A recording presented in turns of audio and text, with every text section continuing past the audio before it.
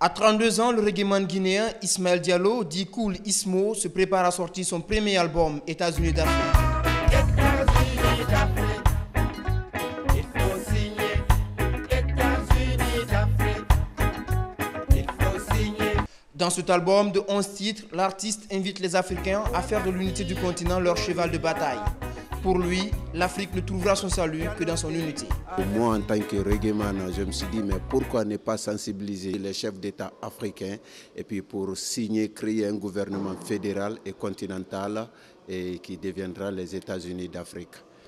Une seule nation, un seul drapeau pour toute l'Afrique. Une fois que l'Afrique est unie et qu'il y a un seul drapeau pour tout le continent, je pense qu'on pourra s'en sortir du problème. Mais avec cette division politique des territoires, avec des frontières entre les pays africains, c'est un problème qui nous fatigue énormément.